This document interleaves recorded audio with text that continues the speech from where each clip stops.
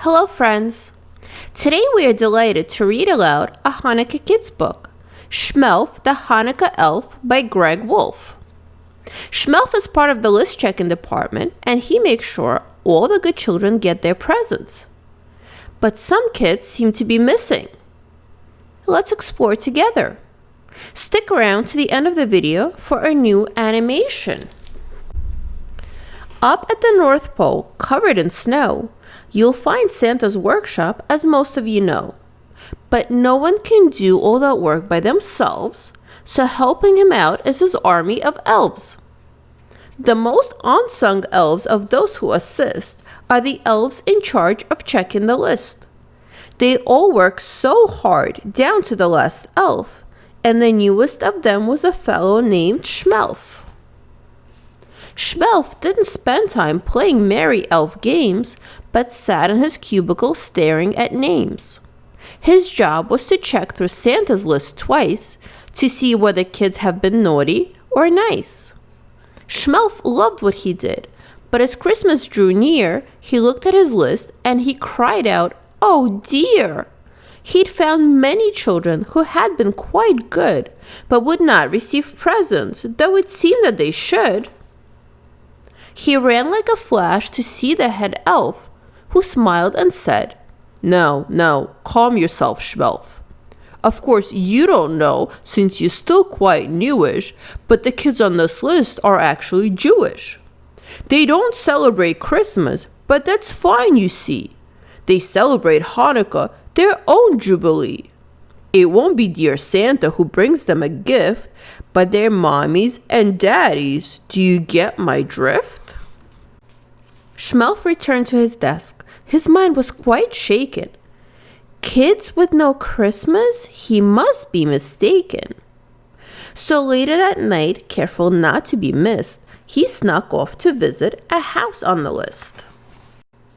Shmelf peered in and wondered, could this be right?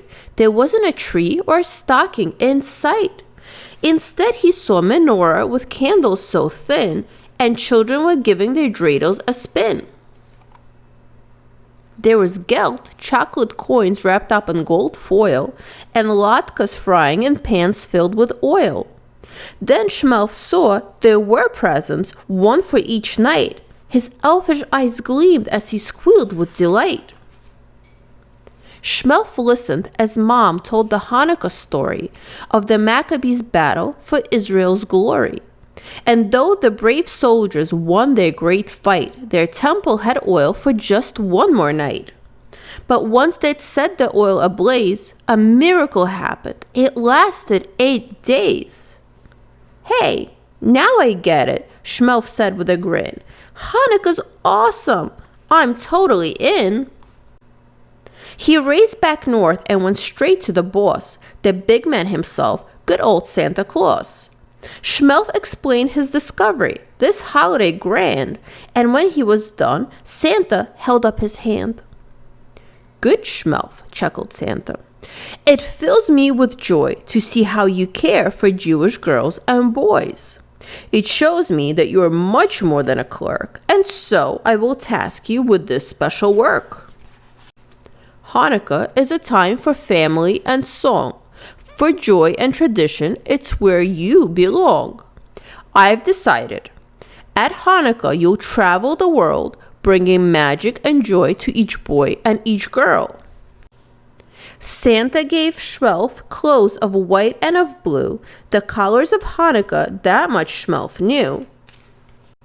And a sleigh that could soar straight through the air, with a Jewish reindeer by the name of Asher. Now, you good Jewish kids, for 8 nights each December, Shmelf will come visit, some years in November. He'll make sure your latkes are crispy and thin, your menorahs burn brighter, and your dreidels win. If there's one special gift that you'd like this year, tell Shmelf he'll whisper in Mom's or Dad's ear. He'll do what he can to nudge them that way in hopes that the presents bring cheers of hooray. To reward Shmelf and Asher for all of their goodwill, you can leave out some gelt and a nice kosher dill. What a magical Hanukkah, you'll think to yourself. See you next year, Shmelf the Hanukkah Elf.